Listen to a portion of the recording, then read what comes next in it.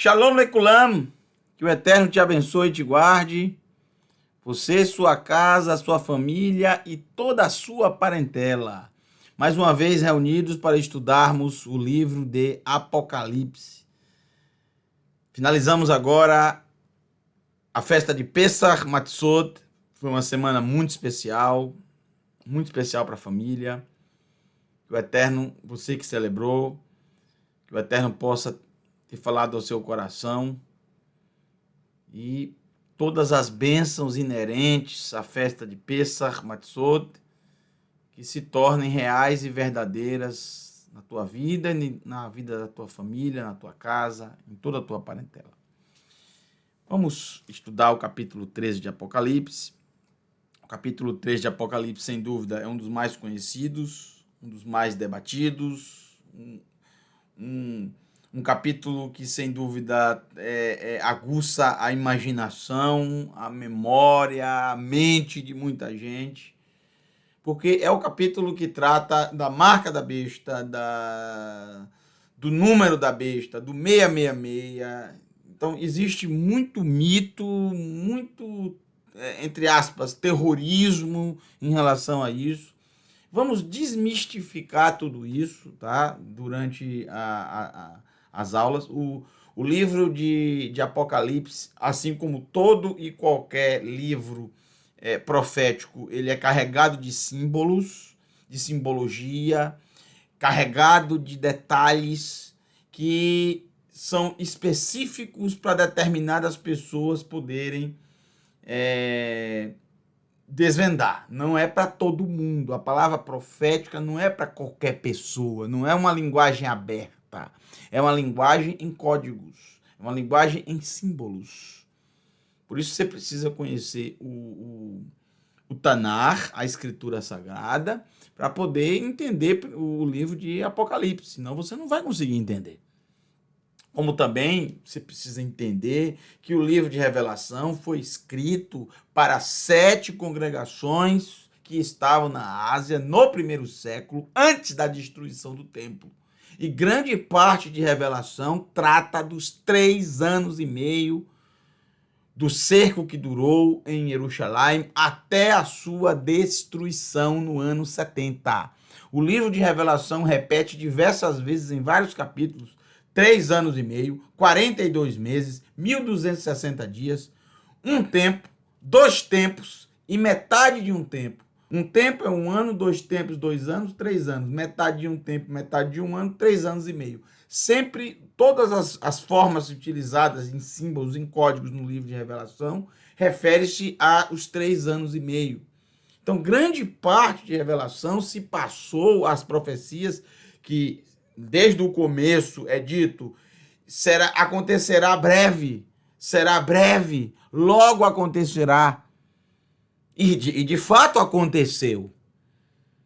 Não quero dizer que todo o livro de Apocalipse aconteceu, porque os 3 últimos capítulos, por exemplo, tratam da ressurreição dos mortos, tratam do grande julgamento, tratam do mundo vindouro. Então, obviamente que ainda falta o principal acontecer. Mas você tem que ter em mente que grande parte dele já aconteceu. Não fica frustrado por isso, porque é muito bom aprender com algo que já aconteceu, porque você consegue ver as profecias foram cumpridas. Isso te dá mais fé ainda que se a maioria já se cumpriu, por que não uma pequena parte que falta não irá se cumprir? Muito se aprende no livro, tem muito ensinamento, como já vimos. E você aprende também muito história com isso aqui. Você aprende demais a história. E quando você estuda a história, você vê claramente, diante dos seus olhos, as profecias se cumprindo. Então, tem muita gente que fica frustrado com isso, imaginando que, por exemplo, o capítulo 13 vai se cumprir agora. Eu já vi muitas bobagens ao longo da minha vida. Sempre alguém é a besta. Não, essa pessoa não é a besta. Essa pessoa é a besta. Essa pessoa é isso. Essa pessoa é o anticristo. Quer dizer, são doutrinas, são ensinos, são pensamentos que estão completamente desconectados com o livro de Apocalipse. Não tem uma vez no livro de Apocalipse o termo anticristo. Logo, dentro desse capítulo 13, eu quero desmistificar mais uma vez a questão anticristo. Não existe no livro de Apocalipse a palavra anticristo. Não só no livro de Apocalipse. Não existe em lugar nenhum da Escritura Sagrada. Do Tanar não tem nenhuma vez. Do chamado Novo Testamento, nenhuma vez. Só tem 4 versos na carta de Yohanan, que eu nem tenho certeza se é o mesmo Yohanan que escreveu Apocalipse. Acredito que não. A linguagem dele é diferente, a forma de escrever dele é diferente, a forma de conectar os textos é muito diferente, bem diferente. Primeira, segunda e terceira Yohanan, acredito que não é o mesmo. Quantos Yohanans existiram? Só dentro do meio de seguidores de Yeshua, o discípulo. E tinha outro, Yohanan, muito conhecido, também conhecido como Marcos. O nome dele também era Yohanan. Fora outros e outros e outros. Nome muito comum no primeiro século. Muito comum. Então, logo vamos tratar disso também para vocês aprenderem um pouco. Desmistificar essas coisas. Desmistificar. Já ouvi muita coisa sobre... Você já deve ter ouvido bastante coisa sobre o capítulo 13 de Apocalipse. Coisas essas que quando você estuda seriamente, com sinceridade, e deixa a verdade aparecer, você vê que não há por que ter medo dessas coisas. Que grande parte delas, inclusive, já aconteceram, gente. Não é nada assustador assim. Foi para aquele período. Mas hoje não. Para hoje, não. Vamos lá. Vamos começar com o capítulo 13, verso 1. Que o Eterno possa falar ao teu coração. Ele fale ao teu coração nessa noite. Que você possa aprender. Abra o seu coração, então. Não estude com a Techuvá total o livro de Apocalipse, carregado com tudo que você já aprendeu com as doutrinas religiosas. Não, vai chocar de frente, vai ter problema, não vai dar certo. Você tem que esquecer um pouco disso e mergulhar nessa forma um pouco diferente de ver o livro de Apocalipse, uma forma dentro do contexto original. Não dentro de uma forma mitológica, mas numa forma, numa maneira como se estuda a Torá, como se estuda os profetas, os escritos. Revelação 13, verso 1, nos diz assim: Va emod al chol sfat hayam. E fiquei em pé sobre a areia sobre a areia, Sfat Hayam, da língua do mar ou da margem do mar. Que margem é essa? Ora, não importa se na visão de Yohanan ele estava, isso não interessa, se ele estava na ilha de Patmos, nessa visão, ou se ele está em Jerusalém. Se ele estava na ilha de Patmos, aqui, mais ou menos aqui, ou se ele estava aqui em Eretz Israel. O mar que banha o oeste de Israel, o leste não tem mar, o mar que banha o oeste de Israel é o mar Mediterrâneo, também conhecido em hebraico, Yam Gadol, mar grande. Não importa se é Patmos ou Eretz Israel, o leste, o Sfat Hayam, a língua do mar, a margem do mar, a margem é sempre aqui, ó. A margem é sempre aqui, é sempre à esquerda, sempre à esquerda. Então é claro que Yohanan está tratando de Roma, do Império Romano, Romit, O Império Romano, obviamente que Yohanan está tratando desse império, não a leste, que seria o Império Babilônico. Isso é muito interessante, você já começar a entender, porque, é claro, você já estudou bastante Revelação conosco, você já percebeu. O império dominante na época de Yohanan é Roma. Vaere e vi Haya Olá Min Hayam. Uma criatura. A palavra Haya é uma palavra que aparece em Bereshit. Olha como você, quando lê em hebraico, você desmistifica. Nas traduções aparece a palavra besta.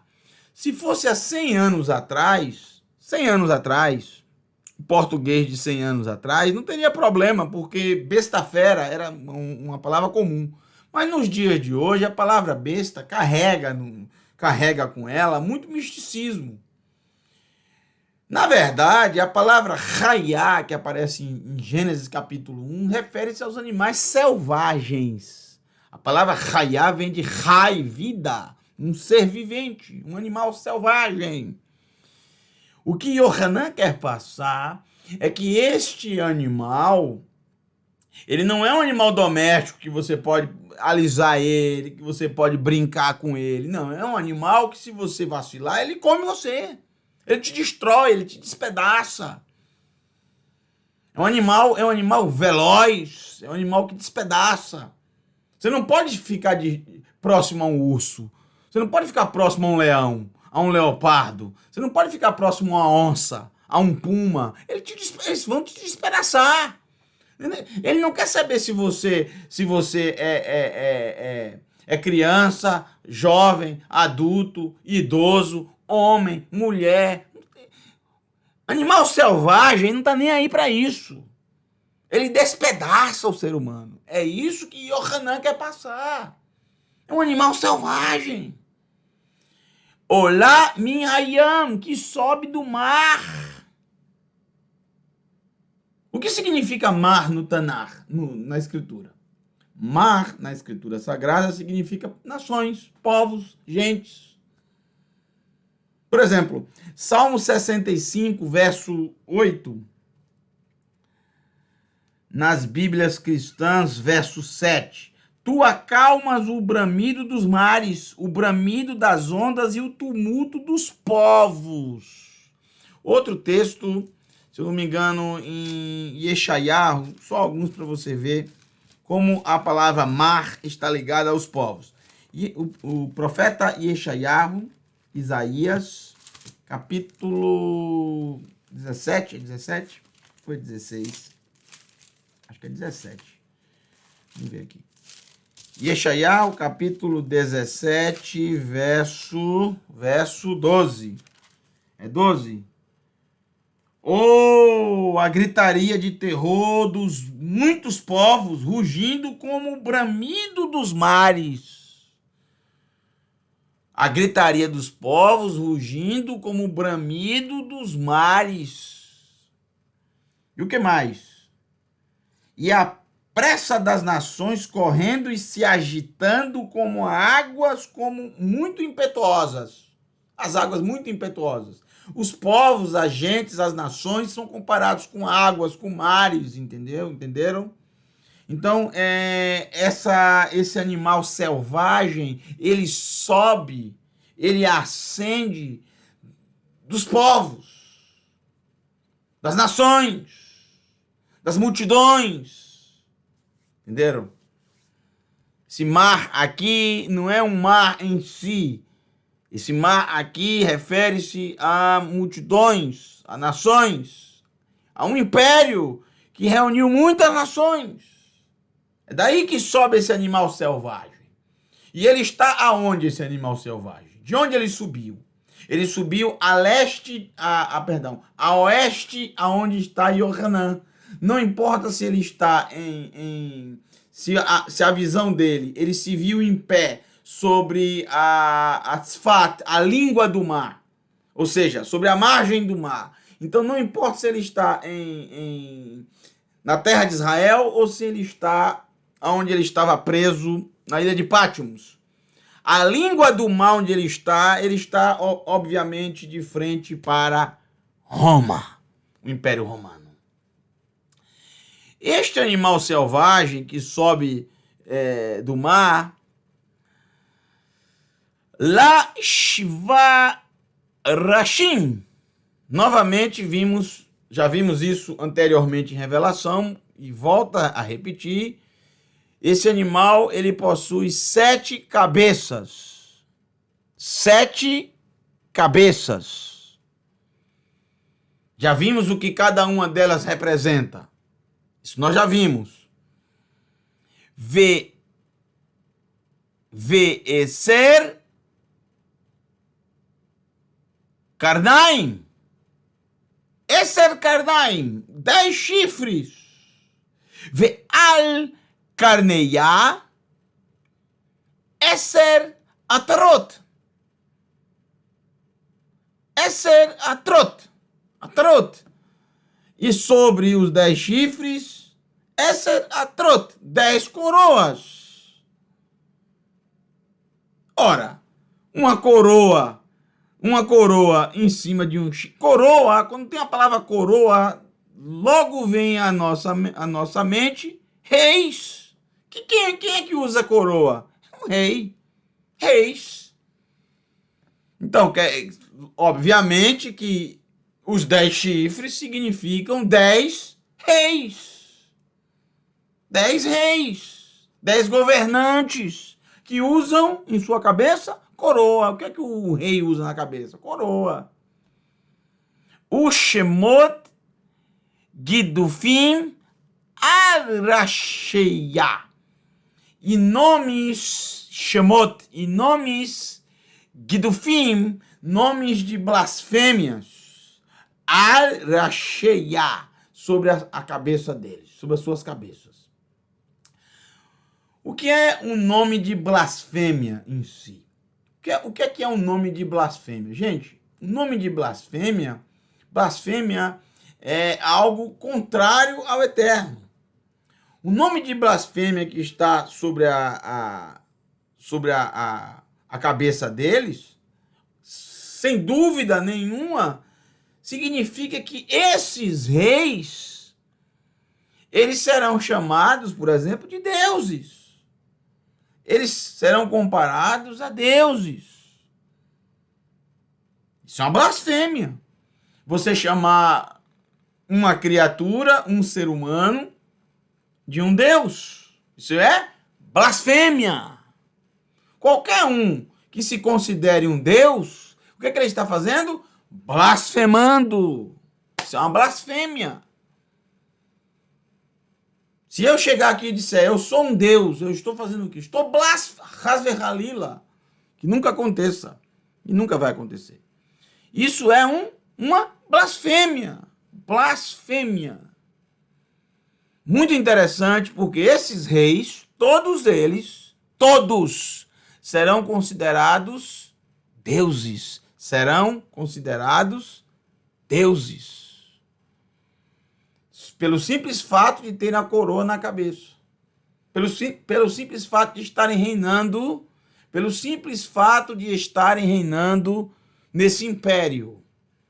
O verso 2 nos diz assim: Ve-ha-chaya asher einai ra'u, e a criatura, ou o animal selvagem, ou besta fera, como você quiser. Eu coloquei criatura para desmistificar um pouco.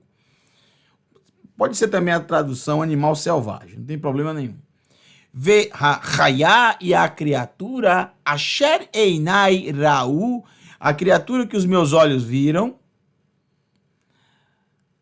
Damitá, damut, semelhança. Damitá era semelhante, ela era semelhante.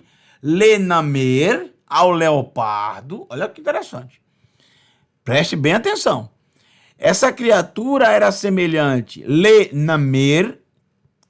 Namer quer dizer leopardo. Le é para, o a craseado. Ao leopardo. Ragleia, e seus pés, A imagem dela, a semelhança dela é como um leopardo. Os pés dela, Raglei Dov. Raglei Dov é pés de urso. Pés de urso.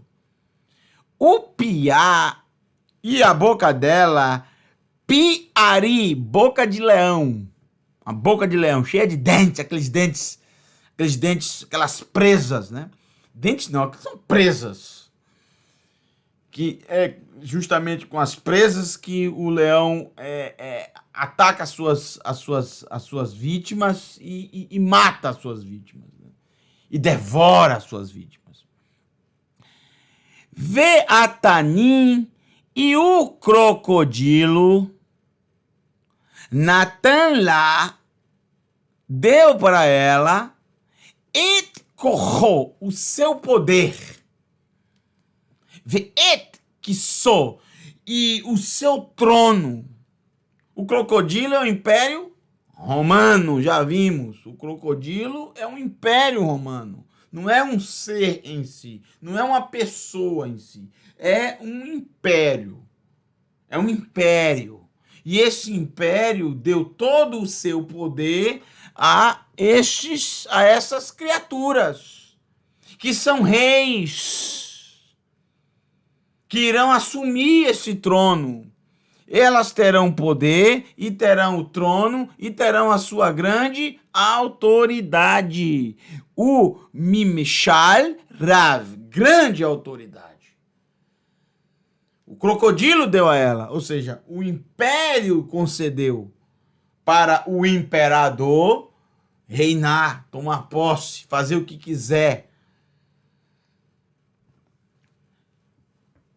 Esses termos que aparecem no verso 2, nós logo nos lembramos do profeta Daniel.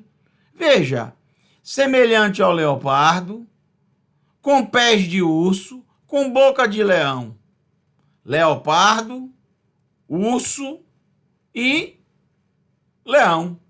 Leopardo, urso e leão. E ainda tem aqui o crocodilo. Ainda fala do crocodilo. Preste bem atenção na comparação que faremos com Daniel. Daniel, capítulo 7. Daniel, capítulo 7. Olha só. Daniel, capítulo 7. Vamos fazer um paralelo aqui entre Daniel e Apocalipse, rapidamente. Veja. Em Daniel, ele descreve que teve a visão de 4 animais. O primeiro animal que ele teve a visão é um leão, que é claramente Babel, Babilônia, porque é o símbolo da Babilônia, o leão. O segundo animal que ele viu é um urso, o Império Medo-Persa, o império que engoliu o Império Babilônico. O terceiro império, leopardo. Leopardo é um dos animais mais rápidos do planeta. E é exatamente o símbolo da Grécia, que em uma rapidez estúpida conseguiu dominar todo o mundo. Mas da mesma forma que foi muito rápido o seu domínio, muito rápido também foi a sua queda. Por de uma forma muito precoce, esse império, não só o Alexander Magnus, o Alexandre o Grande, morreu, como também esse império, que foi dividido em 4 partes, logo também se dissolveu. Não demorou muito. Foi um império muito rápido. E o quarto animal não é mencionado por Daniel. Daniel não sabe nem o que chamar esse império. Daniel diz que esse é um animal horrível, terrível, horripilante, que vai destruir tudo, que vai acabar com tudo, que vai ter um poder muito maior do que todos os outros animais, porque vai absorver a força e as características de todos os outros animais passados que foram destruídos, todos os impérios que foram destruídos. Não há um animal associado a Roma. Ele diz que é terrível, ele diz que é horrível. Então veja, um animal selvagem, que não é mencionado. Em Apocalipse, no capítulo 13, começa ao contrário. Ele começa falando sobre o animal selvagem.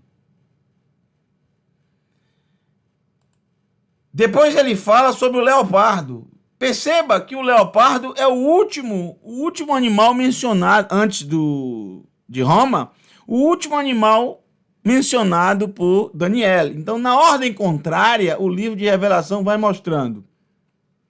Só que o livro de Revelação, ele não vai mostrar os 4 animais. Ele vai mostrar um animal que é terrível, horrível, um animal selvagem, que possui as características de todos os outros 3 animais mencionados por Daniel no capítulo 7. Ele é semelhante ao leopardo, ele tem pés de urso e ele tem boca de leão. Olha que interessante. O Império Romano, ele tem justamente essa característica. Muitas vezes, os historiadores chamam o Império Romano de Império Greco-Romano, tal como ela adquiriu muito da cultura, e não só da cultura, como também em relação aos deuses. Na verdade, o Império Romano é a soma de tudo isso. Babilônia, Medo-Persa, Grécia. Todo o paganismo se juntou em Roma. É como se esse animal ele devorasse todos os outros e adquirisse as características de todos os outros. Cada um tem uma característica diferente. Roma consegue aglutinar juntar todas as características e formar um império. O império, dentre todos esses aí, o que mais durou, o que mais perdurou. Nenhum império perdurou tanto como o Império Romano. Nenhum império teve tanto sucesso, entre aspas, como o Império Romano. Muito simples. Por quê? Porque aglutinou todas as características dos impérios passados. Juntou tudo. Roma tem essa característica muito forte de ir comendo e colocando dentro de si aqueles que se levantaram. Roma, inclusive, não só aglutinou todas as características dos impérios passados, como vocês vão observar um pouco mais na frente, que até mesmo as religiões de determinadas nações, Roma foi aglutinando. Não é verdade? Isso aconteceu, por exemplo, no 4º século. Quando o cristianismo passou a ser a religião oficial do Império Romano. Como pode isso? Não há problema nisso para Roma. Roma já era especialista em aglutinar, em trazer para si, em juntar as características de vários impérios, de várias religiões, várias práticas religiosas, pagãs. Isso sempre foi característica de Roma. Por isso que o império durou tanto tempo assim. Vamos voltar para Apocalipse. Vamos ver o verso 3 agora. Apocalipse capítulo 13. Antes de nós vermos o verso 3, eu quero mostrar para vocês justamente sobre esses 10 reis, esses 10 chifres, esses 10 reis, E depois que eu mostrar os 10 reis, aí eu posso continuar com o verso 3, que tem detalhes aqui que eu vou precisar justamente primeiro mostrar a história para vocês. Se estamos tratando de Roma, se Roma é justamente esse animal que nós estamos tratando, então vamos estudar os imperadores, os 10 primeiros imperadores romanos. Os 10 reis não são chamados de imperadores por Yohanan, é claro. Imperator, imperator em latim. Chamado de reis.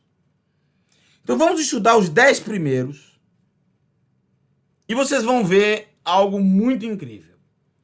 O décimo, do primeiro ao 10º, nós temos justamente o período do livro de Apocalipse. Porque quando chega no 10º rei, é justamente a destruição de Jerusalém. É claro que Roma não teve só 10 reis, Roma teve muito mais, dezenas e dezenas de imperadores. Mas foram 10 que reinaram até a destruição de Jerusalém. O que interessa para esse momento são o período, como eu disse, até chegar o período dos 3 anos e meio e a concretização dos 3 anos e meio, que é a destruição de Jerusalém, a destruição do templo. Gaius Julius César. O J não existia nem no hebraico, não existe até hoje, nem no latim e nem no grego. Não existia o J. Júlio César, 12 de julho do ano 100 antes da Era Comum, até o ano 44 antes da Era, 15 de março de 44. Júlio César, e daí que vem o Império, daí que vem a dinastia Julius Claudiana, que eu vou mostrar a vocês agora. Quando ela vai terminar, parecia até que o Império Romano iria acabar. Parecia até que o Império Romano não iria sobreviver, porque não ficou nenhum dessa dinastia Júlio-Claudiana. Todos foram mortos. Parecia que acabou. Uma ferida mortal. E de repente, tinha um escondido atrás da cortina. E aquela ferida mortal, milagrosamente, foi curada. Ainda tinha um, e desse um veio outro, que é justamente o que é tratado no final desse capítulo 13.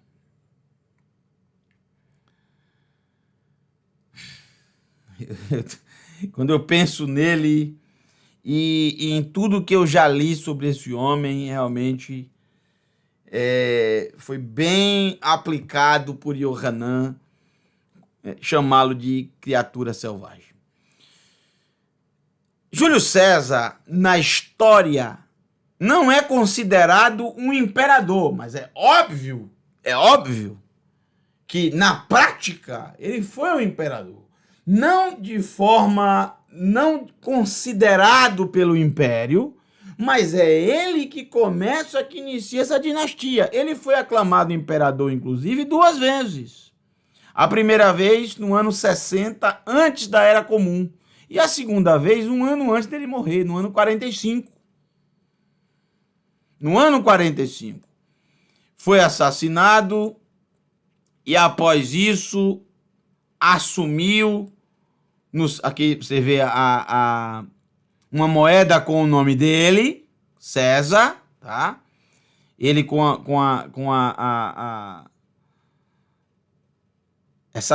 essa coroa característica aqui de folhas, né? Romana. Tá aqui todo imperador tinha a sua imagem gravada nas moedas. Depois da morte de Júlio César, vem o segundo rei, considerado o primeiro imperador, que a partir de agora ele foi considerado pelo Império oficialmente, apesar de ser o segundo rei, Gaius Octavius, que passou a ser chamado de Imperator Caesar Divi Filius Augustus. O nome dele era Gaius Octavius. Quando ele foi declarado imperador,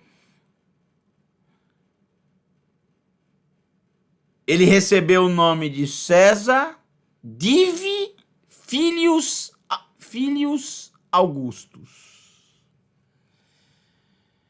César, filho divino Augustus.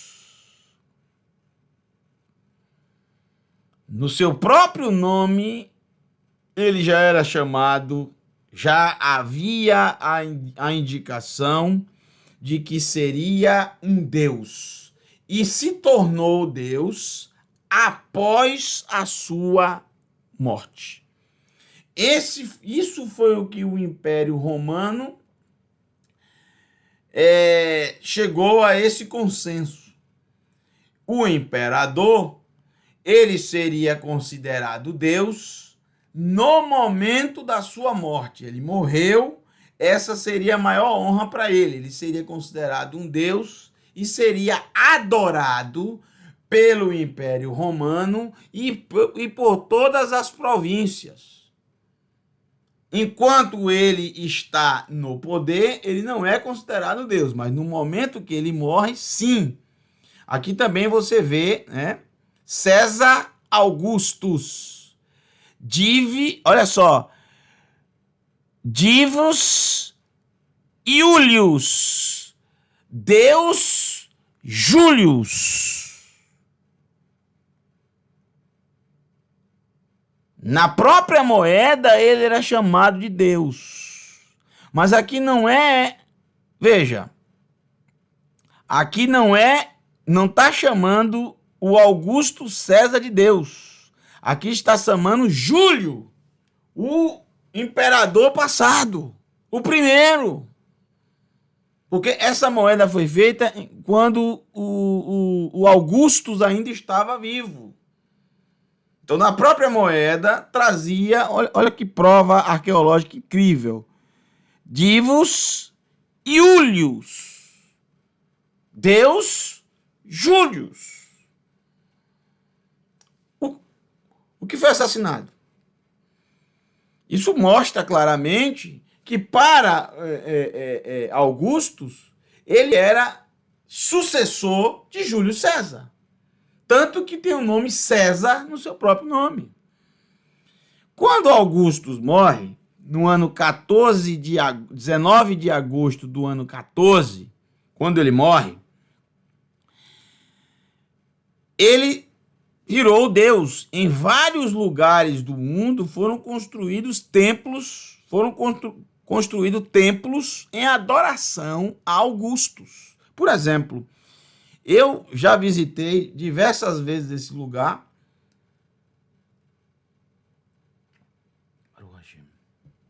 Na terra de Israel, um local chamado Caesarea Philippos, Cesareia de Filipe. É o extremo norte de Israel, na nascente do Jordão.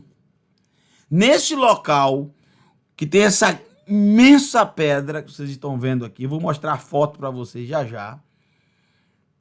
Olha só, esse é um local, um panteão de diversos deuses, entre eles o deus Pan, Zeus.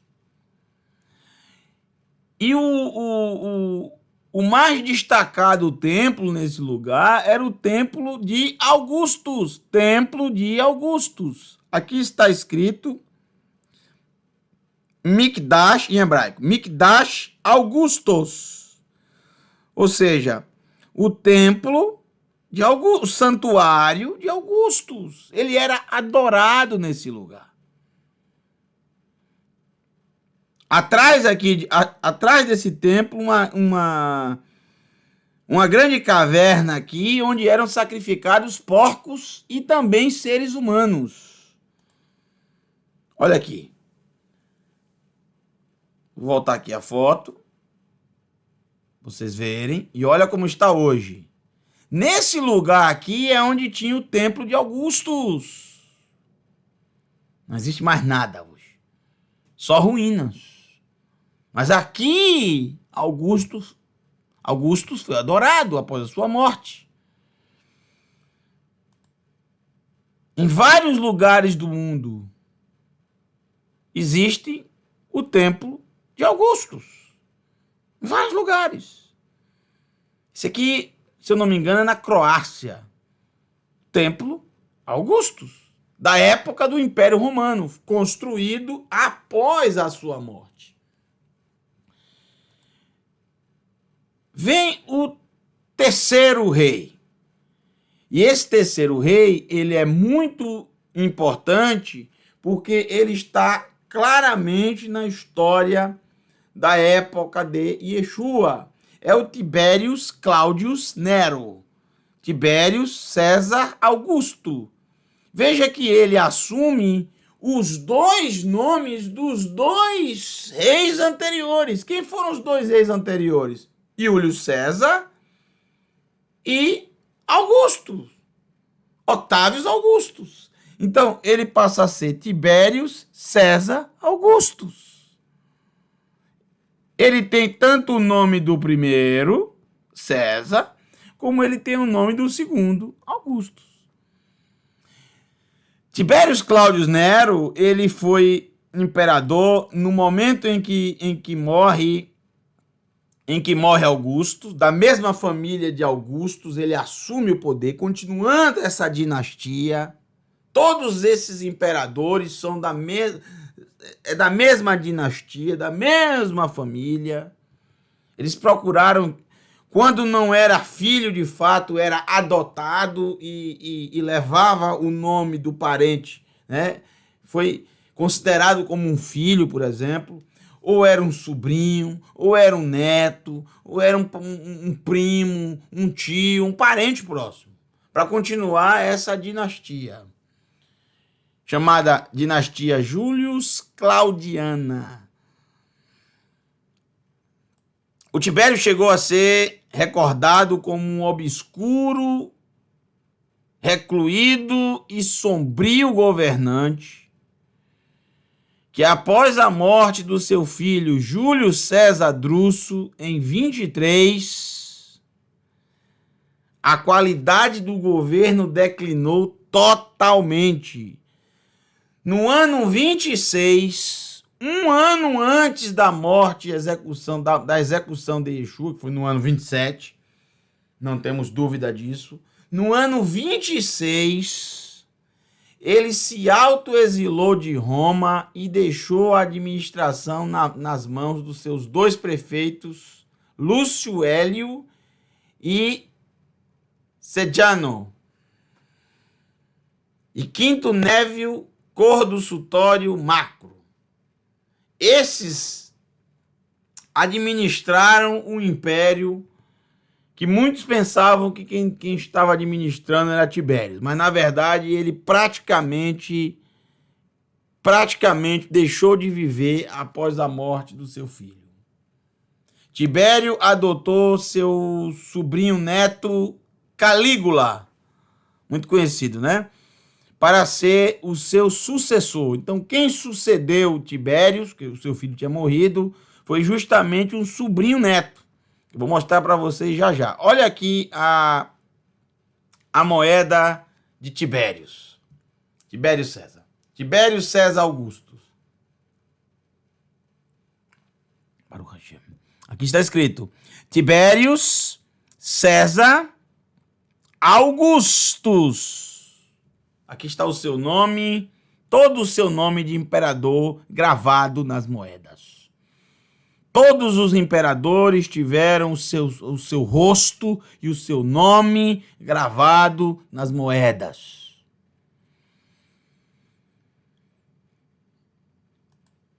O quarto dessa dinastia Julius Claudiana é Gaius Iulius César Gaius Germanicus. Aparece Gaius duas vezes. Gaius Iulius César Gaius Germanicus. Quando ele recebe do seu tio avô, o Tibérios, o direito de reinar, muito jovem ainda, o Gaio César, ele passa a ser Gaio César Augusto Germanicus. Esse é o nome do imperador, Gaius César Augusto Germanicus. Mas por que chamam ele de Calígula? Uma das pessoas mais depravadas que essa terra já viu.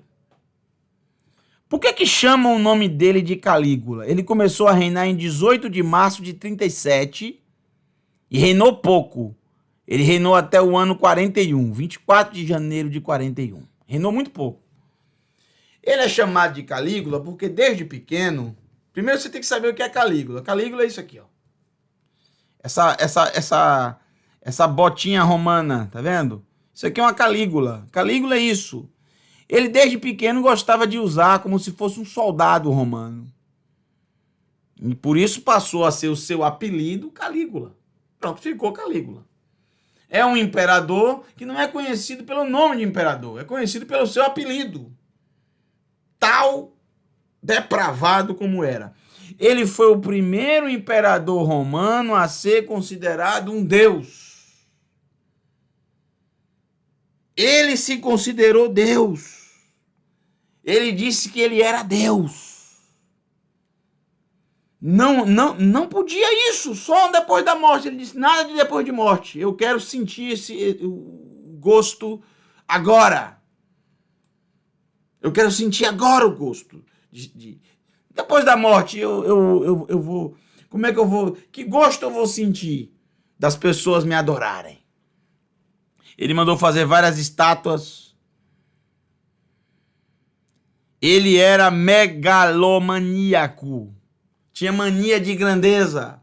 Ordenou que fosse erguida uma estátua em sua honra no templo de Jerusalém. Isso foi um problema. Isso foi um grande problema. E quase houve uma grande revolta até que os seus oficiais o convenceram que não era uma boa ideia. E aí ele volta atrás. Algo que será repetido mais na frente por Nero. Mas dessa vez a revolta será instalada.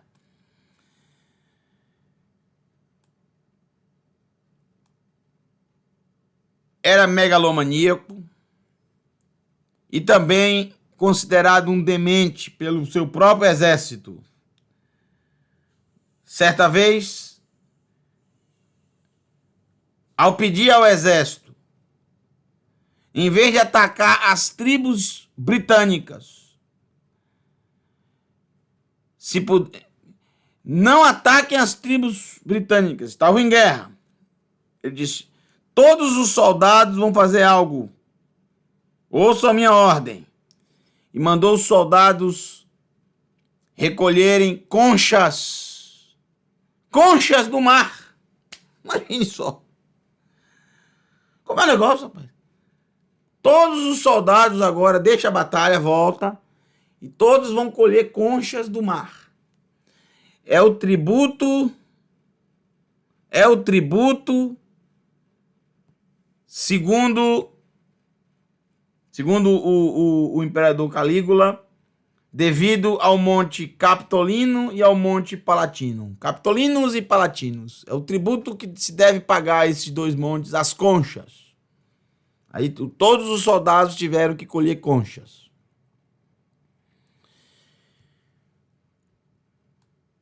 Eu não preciso dizer o quão depravado esse homem era. não vamos perder tempo falando disso aqui, tá? Não vamos perder tempo. Basta dizer na própria moeda que está aqui, que consta o nome dele, né? Gaio César Augusto Germânico, claro que não tem o nome Calígula, você não vai encontrar o nome Calígula, é o apelido dele. Mas no fundo da moeda ele fez questão de colocar 3 mulheres. Agripina, Júlia, e tem outra aqui também que o nome está um pouco apagado, eu não estou conseguindo ler. São as 3 irmãs dele. Ele teve 3 irmãs, Agripina, Júlia, e a outra aqui, deixa eu ver se eu dou um zoom aqui. Ah, agora sim. Drusila, Agripina e Iulia. Essas 3 moças aqui eram as 3 irmãs de Calígula. Por que elas estão nessa moeda? Porque ele manteve relações sexuais com as 3 irmãs. Por aí você já observa, além de relações com homens, com mulheres, com animais, você pensar, era uma pessoa totalmente depravada. Além disso, se considerou Deus. E no fim da sua vida, nomeou como cônsul, que era o que todo romano queria ser, um cônsul, o seu cavalo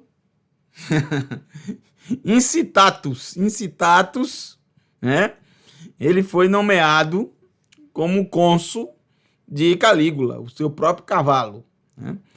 Ele também ficou famoso por prostituir as esposas dos senadores. Ele foi assassinado pela guarda pretoriana, e foi o pretoriano Cherrea que o assassinou. É muito interessante que quando Calígula é assassinado, depois de tanta depravação e tanta insanidade desse homem, que estava devastando o Império Romano, todas as áreas do Império Romano estavam sendo devastadas, o Império estava a ponto de ruir. Foi quando a guarda pretoriana achou por bem acabar com essa dinastia.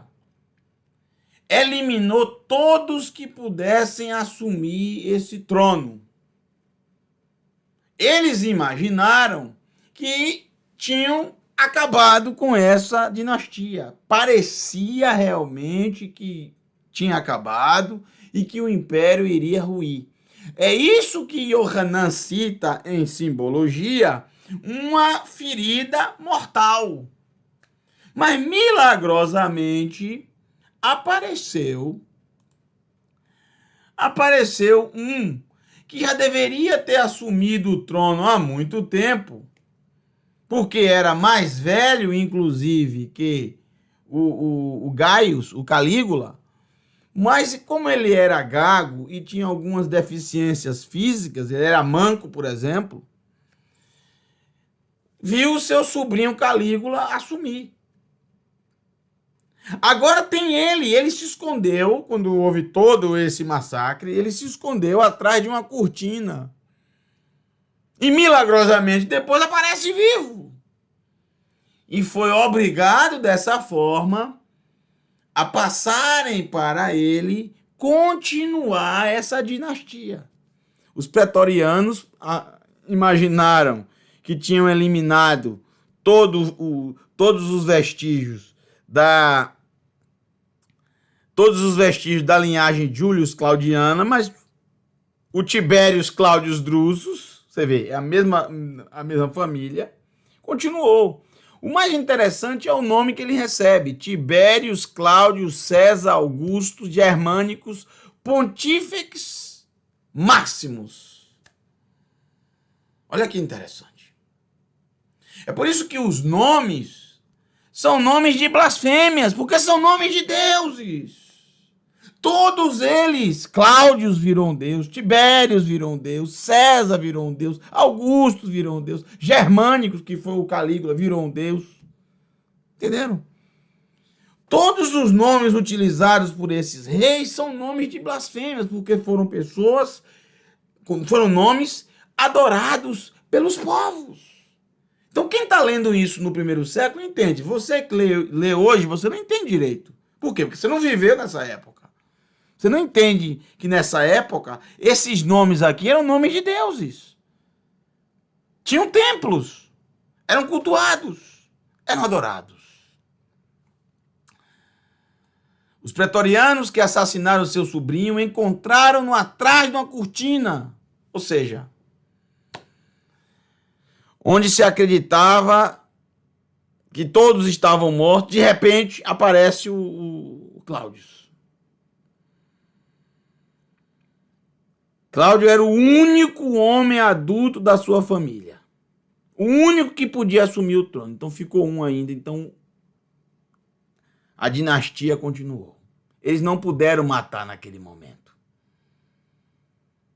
Quando eles levaram grande parte dos cônsules, parte do Senado, para mostrar que todos estavam mortos, de repente achou o Tibérios Cláudio escondido atrás de uma cortina. Esse homem, Cláudio, ele é muito mencionado no livro de Atos. O livro de Atos, grande parte dele se passa justamente nesse período, nessa hora, nesse momento. Cláudio restabeleceu os cultos que haviam sido abandonados em Roma, culto ao imperador. Ele combateu aqueles que eram considerados supersticiosos, por isso expulsou os astrólogos e também os judeus de Roma e do entorno de Roma. Sua terceira mulher, Messalina, além de ter fama de promíscua, a tal da Messalina, conspirou contra o marido e foi executada quando o plano foi descoberto. Cláudio se casou com a sua sobrinha Agripina, Agripina, que irmã de Calígula, que era bisneta de Augusto, que o convenceu a adotar Nero como seu sucessor. Agripina é a mãe de Nero. Agripina, que teve relações com o irmão, gerou Nero. O Nero, o famoso, o diabo do Nero. Diabo do Nero. Não conheço pessoa pior que viveu nessa terra do que Nero. Não conheço. Apresente-se. Me apresente uma pessoa pior do que Nero que viveu nessa terra. Uma pessoa pior do que Nero. Mas me apresente fatos. Fatos. Uma pessoa pior do que Nero. Quando eu começar a falar sobre Nero, eu vou abrir vários livros e mostrar a vocês o resumo de cada um deles. Os detalhes são chocantes. Chocantes. Me apresente uma pessoa pior que Nero. Pior que Nero. Com fatos. Eu quero fatos. Não o que eu ouvi falar. Não, eu quero fatos. Históricos. Quero históricos. Fatos históricos. Eu vou dar os fatos para vocês, inclusive todas as biografias. Vamos lá. Isso aqui é um... Isso aqui é uma coisa terrível. Bom, depois que se casa com Agripina que já tinha um filho chamado, que não era filho de Cláudio, o pai de Nero havia morrido, um homem também horrível também, o pai do Nero. Vou falar um pouco dele daqui a pouco. ela convence o Cláudius, ela convence Cláudius a adotar o Nero como seu filho e que Nero fosse o sucessor do trono. Nero, Tibérius Cláudius, como ele era mais conhecido, Cláudius, ele não foi um imperador ruim. Talvez ele tenha sido um dos melhores imperadores para o império. Um homem muito inteligente e apesar de ser gago, apesar de ter algumas deformações físicas, ele era um homem muito inteligente e administrava bem o império. Ele, inclusive, teve os piores anos do Império Romano, porque no período de Cláudio houve uma fome na terra devastadora no Império. E ele conseguiu organizar, ele conseguiu administrar as províncias. Então ele ficou marcado, ele ficou marcado por isso.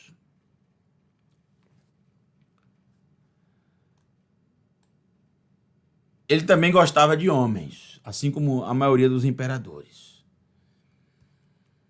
No final, além das suas esposas, das várias esposas que ele também teve vários, entre aspas, esposos. Eu vou ler um pouquinho para vocês aqui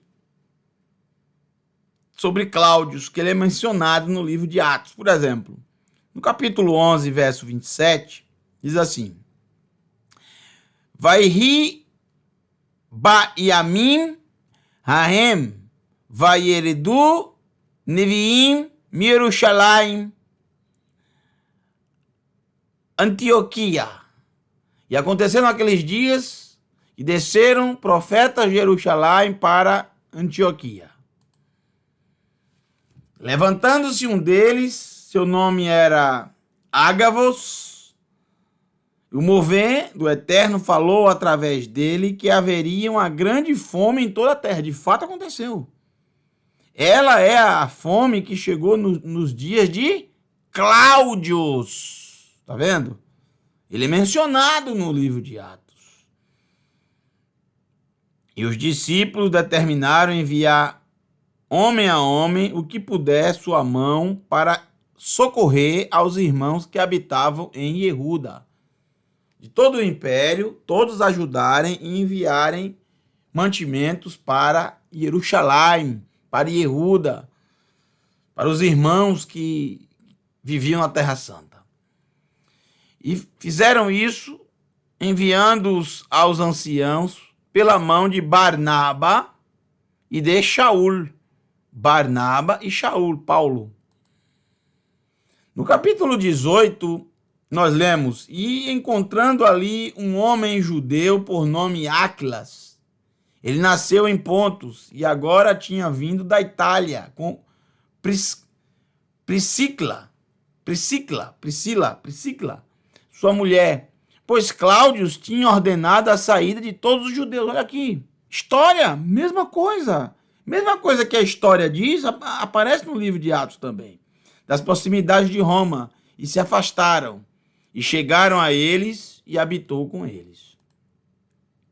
E como era do mesmo ofício, ficou com eles e trabalhava, pois tinha por ofício fazer tendas. Oalim, tendas.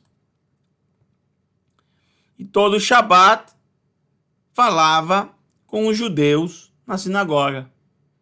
E ensinava conhecimento também aos judeus e também aos gregos. O Bechol Shabbat ve Shabbat de Bet im ha-Yehudim bebet ha-Knesset vayalmed da'at gam et ha-Yehudim vegam et ha-Ivanim gregos, Yehudim judeus. Aonde? Na Bet Knesset, na sinagoga. Quando? Bechol Shabbat ve Shabbat, de Shabbat em Shabbat. E agora chegaremos ao sétimo rei. Ao sétimo rei, o pior de todos eles. Esse que a ferida mortal, né? A ferida mortal que pareciam que tinham acabado com a dinastia. Esse teve mais poder ainda. Um dos homens mais cruéis que essa terra já viu. Me apresente um homem pior do que esse. Eu vou ler bastante sobre ele agora para vocês e acredito que a nossa aula por hoje vai ficar por aqui, esse sétimo imperador, porque não vai ficar muito longo, né? Eu vou falar bastante dele. Isso vai servir para você compreender o que é que Yohanan quer falar nesse capítulo 13. Análise de Tácito, entre aspas. Uma grande multidão foi condenada não apenas pelo crime de incêndio, mas por ódio contra a raça humana.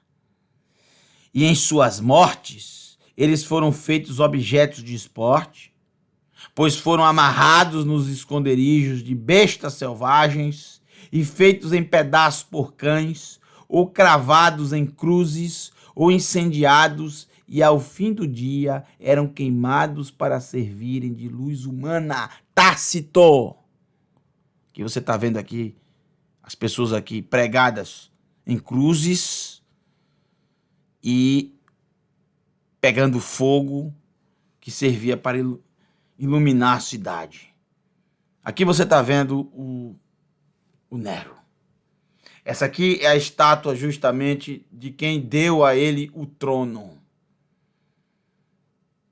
Quem o adotou como filho. Aquele que se casou com a sua mãe Agripina. O Cláudius.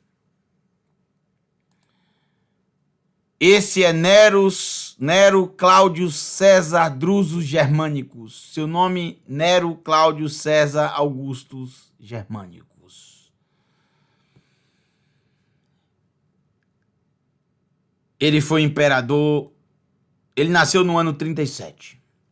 O ano 37 é um ano incrível, porque o ano 37 nós temos a morte de Pilatos, a morte do imperador Tibérios, a morte de Caifás e o nascimento de Nero no ano 37. Muita coisa aconteceu no ano 37.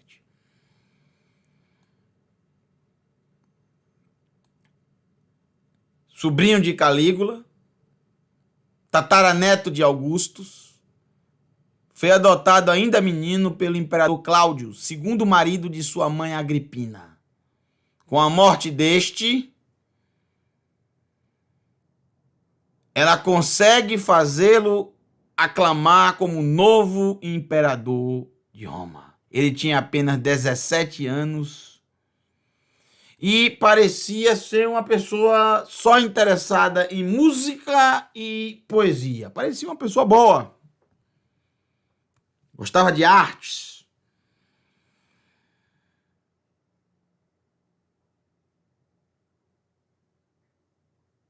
Ele, no começo, parecia que ia revolucionar. Não assinava penas de morte. Fez muitas coisas no começo, logo no comecinho do seu império, parecia que ia ser o melhor imperador que Roma já viu.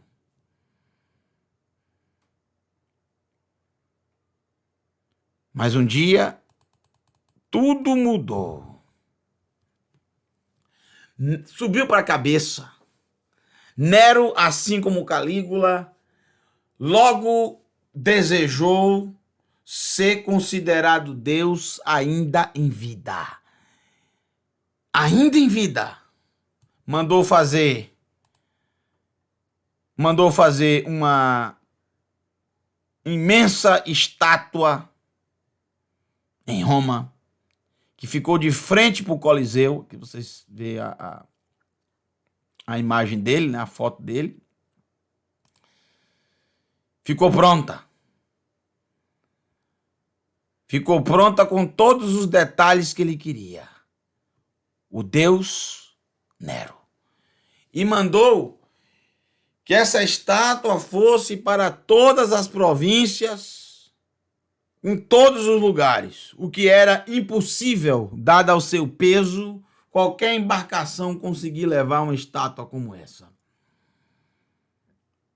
Por isso, ele mandava braço, cabeça, pé das estátuas, os pedaços, para as nações. Vou mostrar a vocês inclusive, o pé dele está lá em Cesareia Marítima até os dias de hoje. Você vê aqui, esse é o Colosso de Neron. Neron é exatamente assim que era chamado no primeiro século. Neron. Essa é a escrita. Quissar Neron. Estão vendo aqui? Ano 66. É exatamente quando ele começa com essa questão de ser adorado, de ser considerado o Deus, do Deus Supremo. Ele queria colocar essa estátua aqui no Templo de Jerusalém, imagine. Assim começou a revolta, no ano 66. Veja, vou voltar aqui para vocês verem. Olha aqui. 66. O Colosso, a celebração do Colosso de Neron. Nero. Esse aqui é o Templo de Augusto. Veja, César Augusto. Aqui é o Templo de Augusto em Roma. Ele sendo festejado e adorado. Foram necessários 24 elefantes para puxarem a estátua de Nero. 24 elefantes para puxar esse colosso. Segundo Plínio, a estátua de bronze dourada era bronze dourada. Bronze dourado. Construído pelo escultor grego Zenódoro, tinha 35 metros de altura e estaria em cima de um pedestal de 11 metros. Tinha um pedestal de 11 metros para que Nero fosse visto em todas as partes de Roma. A estátua representava o imperador romano Quissar Neron, César Nero, retratado como um deus, fazendo o imperador ser confundido com um ser divino. Na mão direita, uma bola de prata. Na mão direita, uma bola, aqui à direita, uma bola de prata. Não sei se vocês se lembram, mas no livro de Revelação fala sobre a lua. Aqui, vocês estão vendo aqui, ele subjugando a lua. A prata é a lua. Em sinal de dominação. Ele está com a espada e em sinal de dominação. Aqui em cima, uma coroa com raios de sol. Obviamente que é o sol na sua cabeça. Tá vendo aqui? O sol na sua cabeça. E a lua aqui está nos seus pés. É interessante, porque no livro de Revelação também fala isso, mas em relação a o povo de Israel. É no mesmo período, gente. Não tem como não fazer uma conexão com isso. Em contraste a isso. O sol e a lua.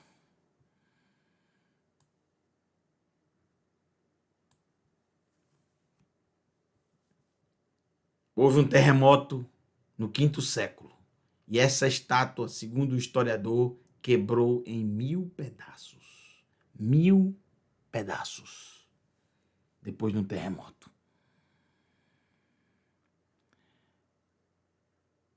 Um monumento maior que esse, somente quando foi construída a Estátua da Liberdade. 103 pés esse aqui, a Estátua da Liberdade 111 pés. Aqui está mostrando.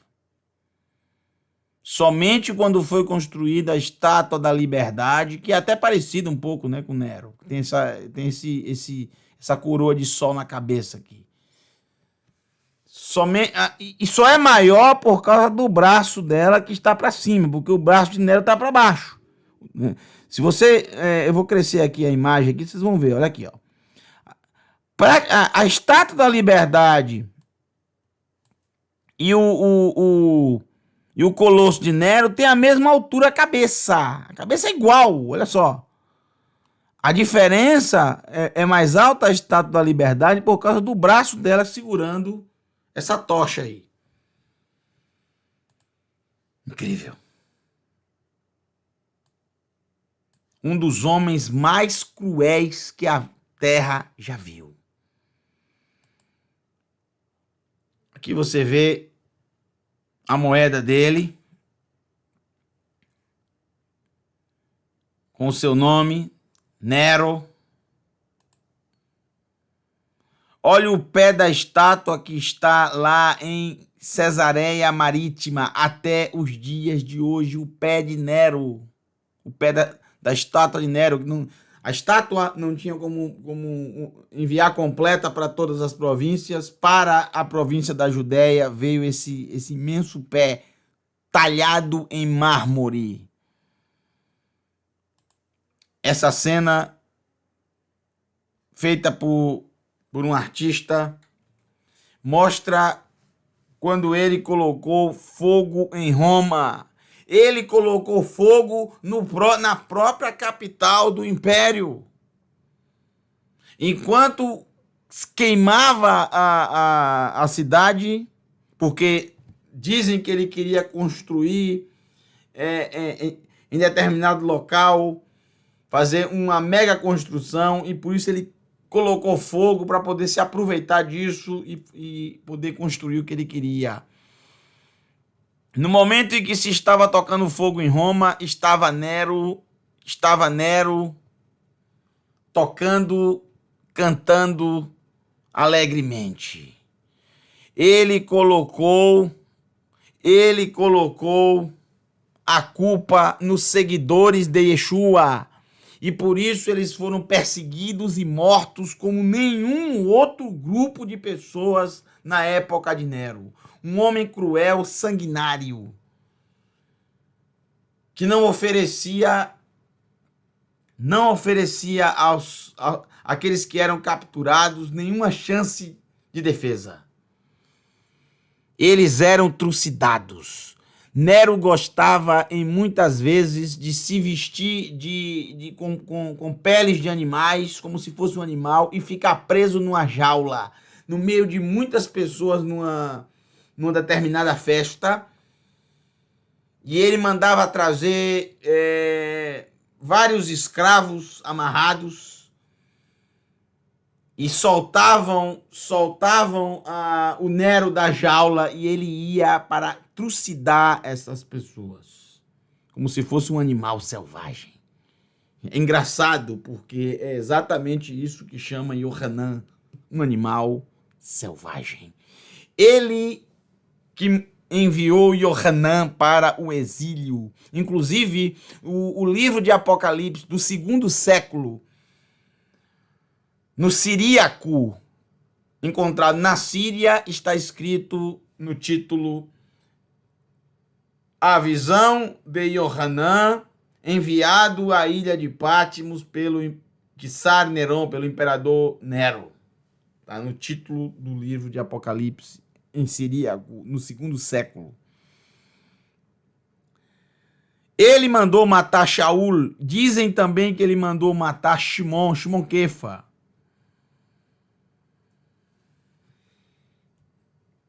Ele mandou matar sua mãe. Não só isso, deixa eu ler para vocês aqui para eu não esquecer de nada. Olha só. Assim que eu terminar de ler, eu vou dar as fontes para vocês. Já é de conhecimento popular que o imperador romano Nero não era lá uma pessoa de sã consciência. Foi proclamado adulto com apenas 14 anos de idade e começou suas atividades políticas como procônsul ao lado de seu padrasto Cláudius, aparecendo até nas moedas do império como sucessor do cargo. No ano 54 Cláudio faleceu envenenado pela mãe de Nero, pela sua esposa, Agripina. Agripina, que queria seu filho no posto mais alto do gigantesco império. A essa altura já era casado com sua meia-irmã, Cláudia Otávia. Com 16 anos ele era imperador. Enquanto seu poder crescia, o descontentamento com sua esposa também aumentou. Por isso, começou a traí-la com uma escrava recém-liberta, chamada Cláudia Acte. Sua mãe, entretanto, descobriu a infidelidade e cobrou que seu filho se comprometesse com a meia-irmã. A essa altura, Nero sentia que sua mãe mexia demais com a sua cabeça e influenciava no governo, na mesma medida que seus mentores, Sêneca e Burro.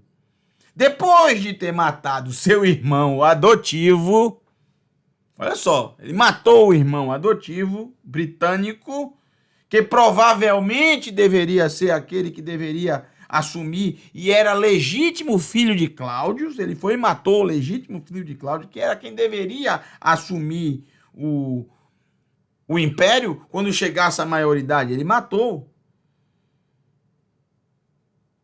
Antes que ele chegasse à vida adulta e pudesse reivindicar o trono, ele matou. Nero se separou de Cláudia e a justificativa foi que ela era infértil, que ela não podia gerar filhos. Depois disso, uma decisão drástica foi tomada por ele, que exigiu que ela fosse exilada do império.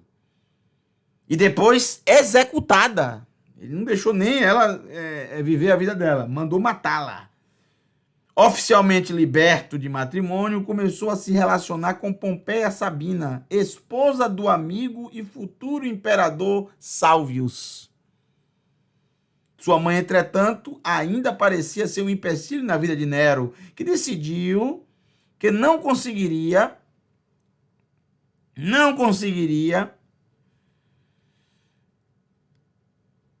se casar com Sabina enquanto Agripina estivesse viva, a mãe.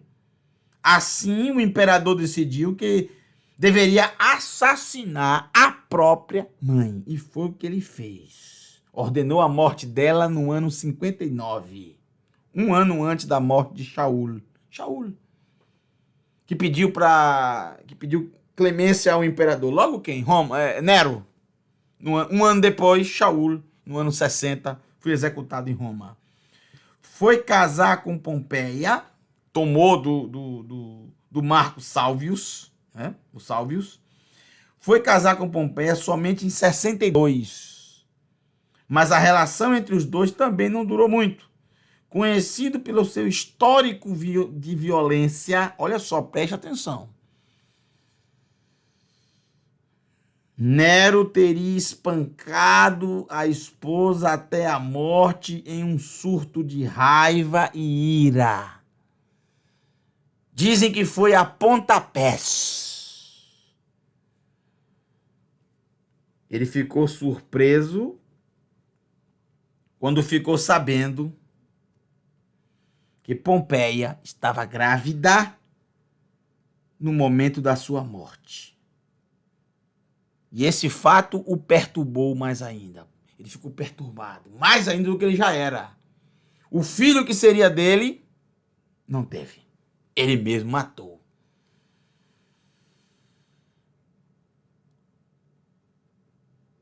Depois deste incidente sangrento, Nero foi visto poucas vezes com mulheres. Só mais uma teve a infortuna sorte de casar-se com Nero. Gente, isso aqui é tudo citação de livros e enciclopédias, tá? Estacília Messalina, que era casada, isso não fazia a menor diferença para Nero. Porque seu marido foi obrigado a se matar, a se suicidar, para que Nero ficasse com a sua esposa, para que ele não fosse acusado pelo Senado e julgado pelo Senado como adultério. tomado a mulher de um homem casado. Por isso, ele obrigou o esposo dessa moça, Messalina, a se suicidar.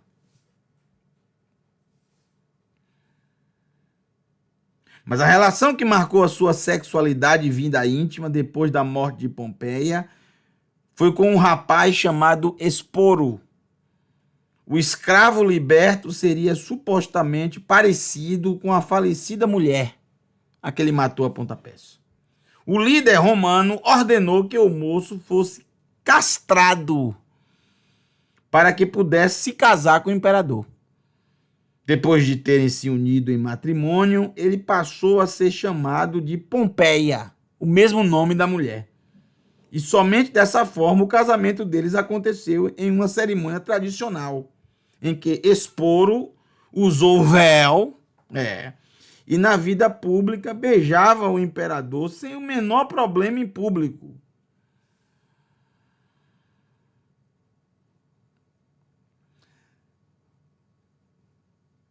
Algumas coisas eu não vou nem ler aqui, porque é de enojar. É de enojar. O governo... Ele teve outros homens também, um chamado Pitágora, por exemplo. Só que nessa relação, a mulher era Nero. Pitágora era o homem. E a mulher, Nero. Ele se vestia de mulher, inclusive, o Nero. Ele foi o primeiro imperador a abertamente assumir uma relação, apesar que praticamente todos faziam isso, mas ele foi o primeiro a assumir uma relação com um homem, casando-se inclusive. Ele se casou com o Esporo e também se casou com Pitágora. Aqui diz que nos banquetes, Nero... Esse também diz a mesma coisa. Nero se vestia com peles de animais e era liberto de uma jaula, onde depois avançava para agarrar as vítimas. Que coisa terrível. Seus dias finais, fugindo de seus opositores, não tiveram muito espaço e intervalo para aventuras sexuais, que o imperador tanto esbanjou ao longo de sua vida. Morreu aos 30 anos, esfaqueado por um de seus servos, depois do mesmo ter solicitado que não morresse na mão de seus inimigos. Antes de morrer, ele disse que artista o mundo vai perder. Isso foi tirado Nero, uma vida do começo ao fim. Também foi tirado da biografia de um tirano, Nero, a biografia de um tirano, Nero, de David Schotter, uma história da Roma Antiga.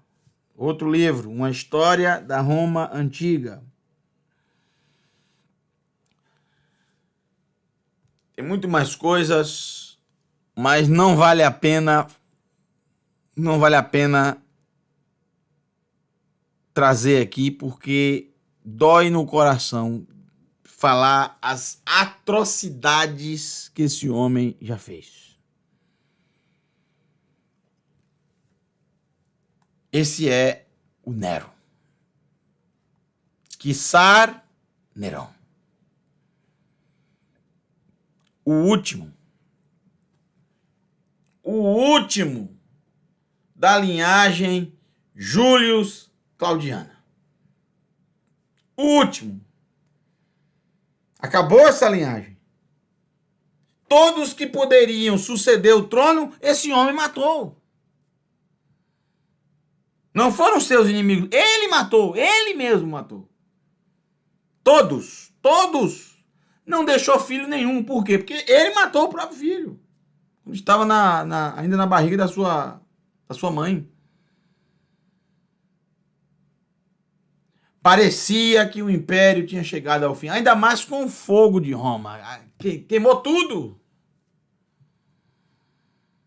parecia que o império tinha chegado ao fim. Isso foi exatamente no ano 68, enquanto o cerco de Jerusalém, dentro dos 3 anos e meio. E aí acontecerá algo predito no livro de Daniel. Os quatro últimos,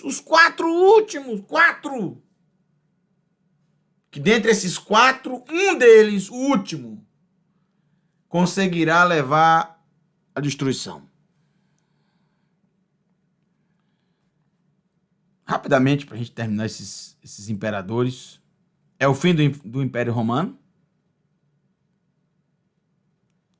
Pergunta: ferida mortal, o último da linhagem Július Claudiana está morto. É o fim do Império Romano. E aí vem o ano 69, o ano dos 4 imperadores. Olha que incrível. No ano 69, 4 imperadores romanos. Em um ano, 4 imperadores romanos. 4. 4.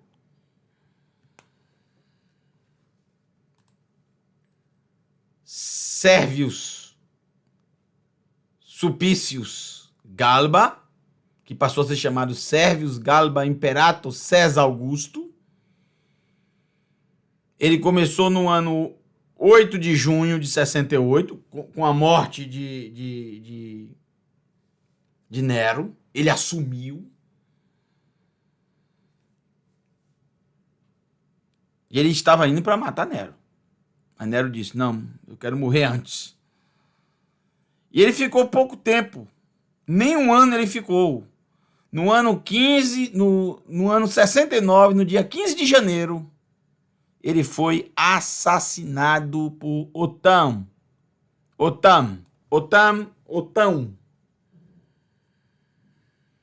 O Galba. Olha aqui a moeda dele aqui. Galba. Diziam que ele era um grande glutão, comia demais. E no inverno comia antes do amanhecer. Na ceia serviam-lhe tantos manjares que mandava passar os restos de mão em mão até o extremo da mesa para distribuir aos que assistiam de pé. Tudo que sobrava na comida, juntava tudo para os que estavam de pé comer. A sua paixão impulsionava-o para os homens. Ele não gostava de mulheres, ele só gostava de homens. E só gostava de homens vigorosos, né? Homens que eram fortes, musculosos. O Galba. 72 anos foi quando ele morreu.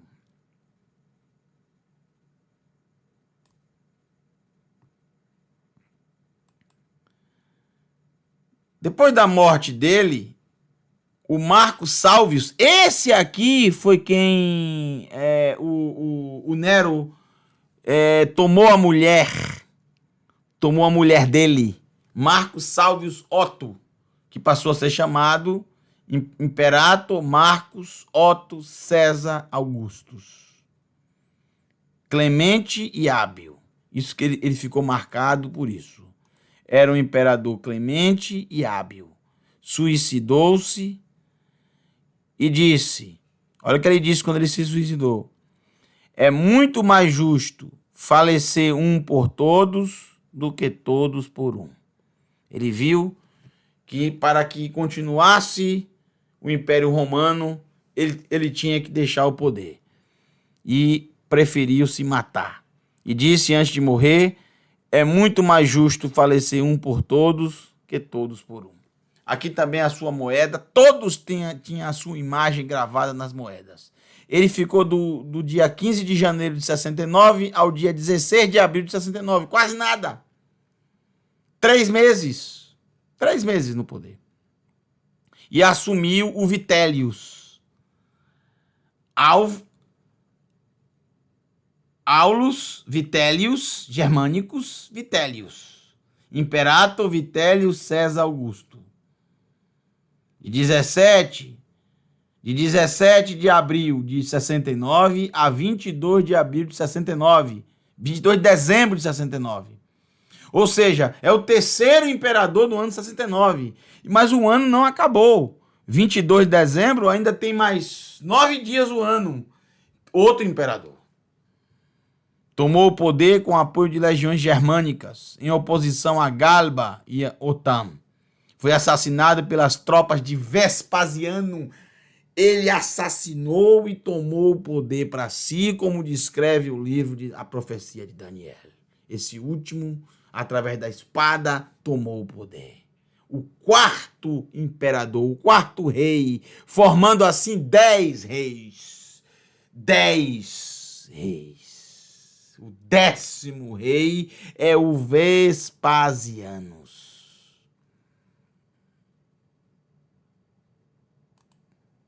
Aqui a moeda, eu faço questão de colocar tudo isso para você aprender a entender o que os textos querem dizer.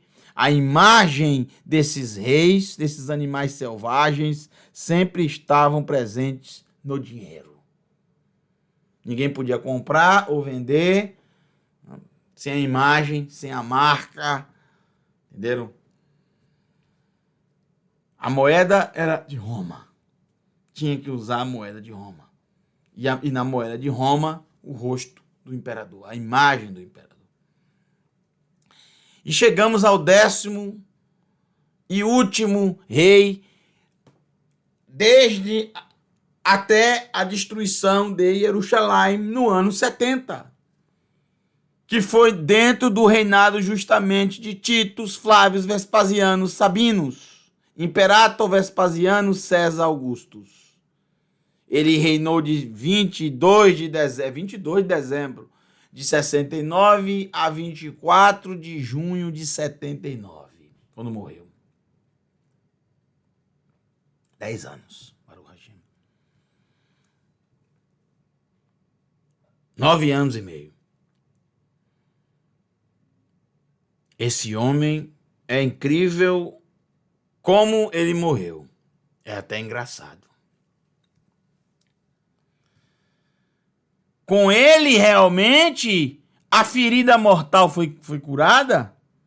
O império voltou porque foram 3 imperadores, um atrás do outro, não engrenava o império. De repente, com esse homem, a coisa engrenou. Trabalhador, econômico e enérgico. Lutou contra os judeus durante isso é enciclopédia. Lutou contra os judeus durante a Primeira Guerra Judaico-Romana, onde foi proclamado imperator pelas tropas. Iniciou a construção do Coliseu de Roma. Esse homem, quando estava Jerusalém praticamente destruída, o povo de Israel mandou fazer os sacerdotes mandaram fazer essa moeda para levantar a moral do povo e a esperança do povo, que parecia estar perdida. A moeda do shekel, que era levado ao santuário, traz aqui a inscrição Legeulat-Sion, pela redenção de Sião.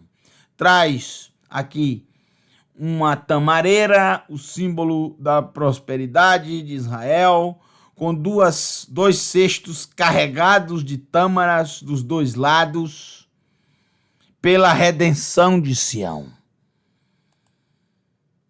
Este homem, o Vespasianos, após a destruição do templo, mandou fazer, no ano 71, mandou fazer esta moeda, gravada aqui com seu nome, Imperator Vespasianos César Augustus. E aqui no fundo da moeda, ele mandou colocar Judéia capturar em latim, Judéia capta, Judéia capturada. E aqui, olha como ele foi sarcástico. A mesma tamareira, não tem mais os 2 cestos, o que aparece é uma mulher chorando, sem nenhum cesto e sem nenhuma tâmara, porque o imperador comeu todas. Ele está aqui, comeu todas as tâmaras, e a mulher, que claro é a Judéia, está chorando, lamentando. Ele de forma sarcástica, fazendo a ironia pela moeda que foi lançada um ano antes da destruição. Passou-se o tempo, passou-se os séculos, e o povo de Israel voltou e fez esta moeda quase 1.900 anos depois. A mesma moeda, com as tamareiras, com os cestos cheios como está hoje, e o nome, a inscrição, Legeulat Zion, pela redenção de Sião. Cadê o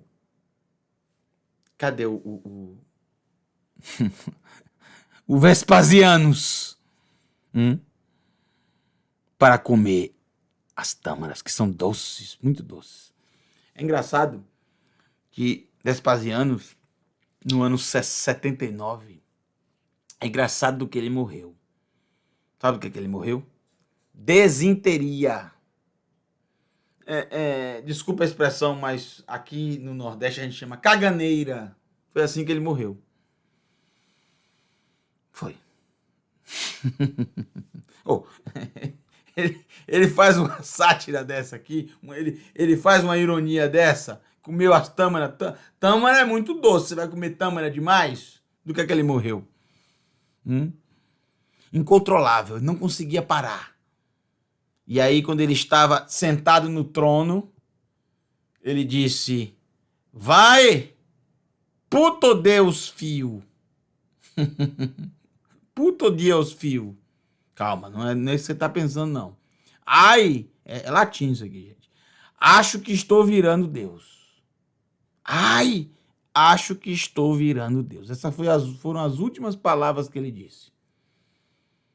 O que ele disse? Acho que estou virando Deus. Acho que estou morrendo, porque o imperador romano só podia ser considerado Deus depois da morte. Depois da morte. Muito bem, gente. Estes são os 10 reis. Eu quero finalizar com vocês, justamente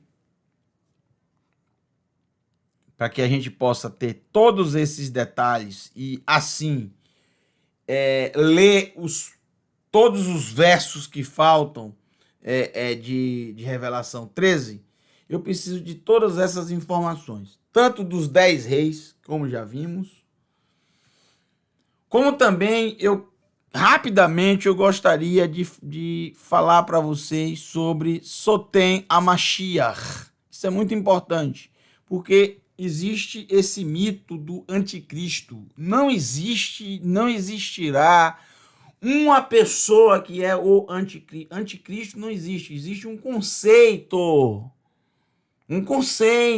Sotem HaMashiach. A palavra Sotem vem da palavra Satã. Satã quer dizer adversário. Sotem quer dizer opositor. Sotem HaMashiach quer dizer opositor do Mashiach. Não existe anticristo, não existe. No livro de Revelação não tem. Não sei por que as pessoas querem enxergar anticristo no livro de Revelação. Me mostre um verso com a palavra anticristo. Não tem. Na verdade, a palavra anticristo veio para a mente das pessoas por causa desses textos aqui. Prestem atenção. 1 Yohanan, capítulo 2, verso 18. E eu nem acredito que seja o mesmo Yohanan que escreveu Revelação e o Evangelho. Não acredito que seja o mesmo. Mas isso é o mínimo. Vamos dizer que seja o mesmo. E daí? Vocês já leram os 4 versos que aparece a palavra anticristo? É de dar risada. Como uma pessoa consegue pegar um texto desse e criar como está bem enraizado na cabeça das pessoas, como se existisse. É um conceito. Ah, então quer dizer que não existe anticristo? Existiram e existirão milhares deles. É um conceito. Veja, 1 Yohanan 2,18. Iladai, crianças, ou filhos, no original é crianças, meus filhinhos, criancinhas, minhas criancinhas. Hine et haketz ba'a ve'atem shemaitem ki yavo sotem amashiach. O tempo está encerrando, o tempo está acabando. Vocês ouviram que o opositor do Mashiach está vindo. E, de fato, muitos opositores do Mashiach têm surgido. E dessa forma sabemos que é a última hora aqui, ó. Ve aharei asher rabim atah sotnei a Mashiach. Muitos opositores do Mashiach têm surgido. Nedabazot ki et haketz hi. E dessa forma sabemos que este é o último tempo. Estamos nos últimos momentos. Mihu hakozev bilti hamechachesh be Yeshua lemor, ki lo amashiach, hu sotem amashiach. Ham ha-hesh ba'av u'ba'ben. Quem é um mentiroso senão aquele que nega que Yeshua é o Mashiach? Essa pessoa é um opositor do Mashiach, que nega que Yeshua é o Mashiach. Ou seja, ele é um opositor do Mashiach. Não pelo simples fato de não acreditar que ele é o Mashiach. Não, ele nega, ou seja, ele é alguém que se opõe a isso. É alguém que ensina contra isso. Se opõe ao Mashiach Yeshua. Quem nega... Ele não nega só o Mashiach, ele nega também o Pai. Ele nega o Pai e o Filho.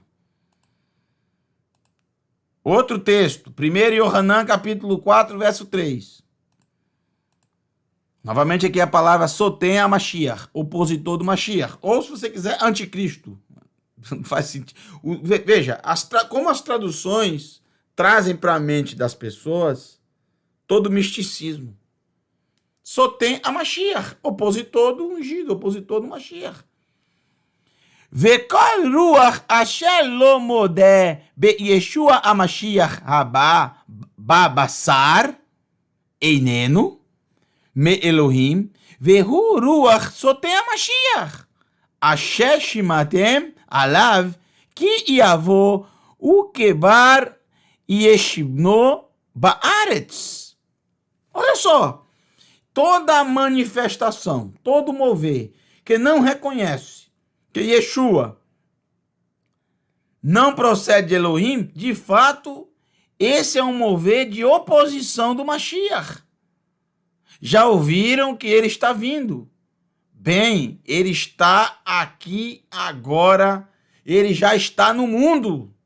Imagine se o anticristo fosse uma pessoa de fato. Tem 2000 anos que ele está no mundo. Como pode uma pessoa viver tanto tempo? Não faz sentido, gente. E a tradução aqui não está muito boa, não.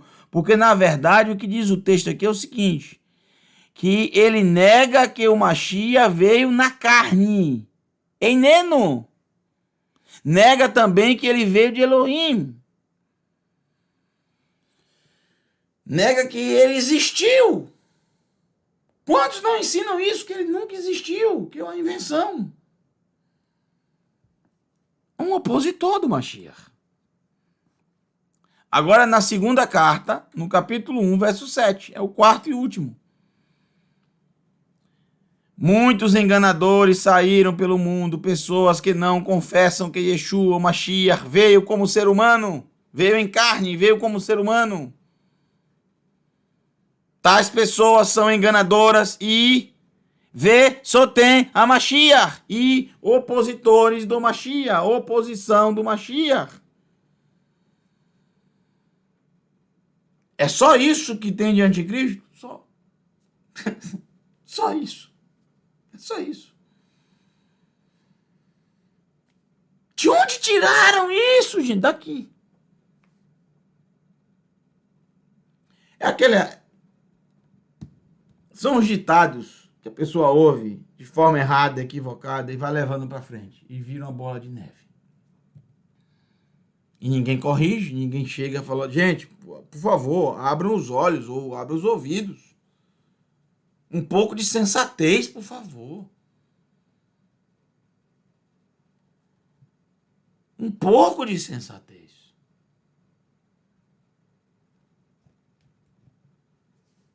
Batatinha, quando nasce, se esparrama pelo chão. A pessoa ouve isso e vai levando adiante. Não é batatinha quando nasce, se esparrama pelo chão. Batatinha quando nasce, espalha as ramas pelo chão. Porque a batata é no chão, sabe? Não é uma trepadeira, não é uma planta que não se esparrama pelo chão. Né? Espalha as ramas pelo chão. Quem tem boca, vai a Roma.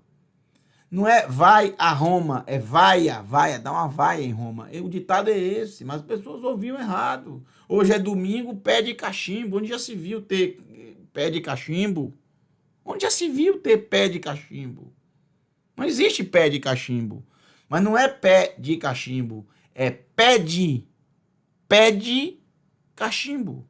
Pede, de pedir. Pede, hoje é domingo, pede cachimbo. Tá vendo? Corro de burro quando foge. Mas as pessoas pensam que é cor de burro. Você tá igual a cor de burro quando foge. Eu não sabia que quando o burro fugia, ele mudava de cor. Ele não é camaleão, mas não é cor de burro quando foge. É corro de burro quando foge. Cagado, você é o seu pai. Cagado e cuspido. Cuspido e escarrado, alguns falam assim, cuspido e escarrado, quer dizer, bem parecido. O que tem a ver ser parecido? Porque é escarrado de que coisa mais nojenta. Mas não, é porque a pessoa ouviu errado. Esculpido em Carrara. Antigamente o Império Romano fazia isso, esculpia as pessoas em Carrara, no mármore. Quanta ignorância do povo. Que ouve as coisas, não ouve direito, não lê direito. É muita ignorância. Não existe na escritura anticristo, não existe. Existe um conceito. Que conceito é esse? Vamos lá, deixa eu terminar. Tem mais um texto aqui, né? Não é o mesmo. 1 Yohanan 1,7, já lemos. 1 Yohanan 1,7, já lemos. O conceito é esse aqui, gente. De todos os 4 textos que aparece a palavra sotem a Mashiach. Antes de terminar. Opositor do Mashiach é um termo genérico não para uma pessoa apenas. Específica para uma pessoa. Não. É para todo aquele que nega que Yeshua é o Mashiach, que nega que Yeshua foi ungido pelo Eterno, que nega que Yeshua veio em carne, ou seja, que ele existiu. Também diz o texto que alguns se infiltraram no meio do povo da Techuvá. Se você ler a carta de Yohanan, é o que ele diz.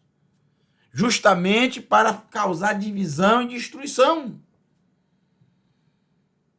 Todo aquele que se levanta, e muitos ao longo da história fizeram isso e fazem até os dias de hoje. Eu conheço vários anticristos, entre aspas. Sotinei a Mashiach, opositores do Mashiach. É isso que significa. Aqueles que, em vez de viver a sua fé, a sua crença, não. Eles vivem para destruir, para desfazer, inventando um monte de mentiras contra o Mashiach. Isso é um opositor do Mashiach. Para os fracos de fé, caírem nas conversas deles. Isso ao longo da história sempre existiu pessoas assim. Vivem só em função de acabar com a história de Yeshua, mas nunca vão conseguir. Nunca. Então, Nero foi um anticristo. Gente, Nero não se encaixa nisso aqui.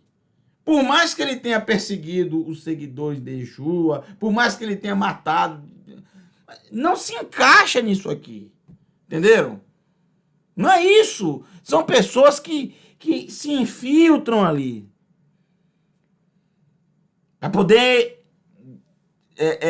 desviar os crentes em Yeshua, os seus seguidores. É isso que Yohanan fala, é isso que Yohanan diz, é isso que ele cita. Pode ler a carta toda, você vai entender. Não existe em si essa figura, não existe em si essa figura. Existem outras coisas, mas anticristo em si, não existe. É um conceito criado por esse Yohanan dessa carta, que eu não acredito que seja o mesmo de Revelação. Veja, em Apocalipse deveria aparecer o anticristo. Você não vai encontrar nenhuma. Procure o anticristo em Apocalipse. Procure o anticristo. Anticristo, a palavra anticristo. O nome anticristo em Apocalipse. Não tem, não existe. Não existe também em lugar nenhum, só nessa carta de Yohanan. Mas eu entendo o que ele está dizendo. Só tem a Mashiach, opositor do Mashiach. Está cheio, o mundo está cheio deles. Vivem inventando mentiras contra o Mashiach, um monte de mentira, um monte de situações que nunca existiram, manchando, tentando manchar a história do nosso Mashiach. Se desfazendo dele. Falando um monte de bobagens contra ele. Pessoas sem ética alguma, que em vez de viver a sua fé, de praticar aquilo que ele diz que ele é, não pratica nada. Não pratica nada. Vive somente em função de falar mal do Mashiach.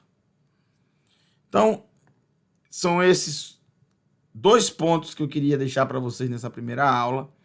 A próxima aula nós vamos ler todo o texto, porque aí vocês vão entender com toda certeza todos os próximos textos de Apocalipse, capítulo 13. Inclusive o último, que trata do número desse animal.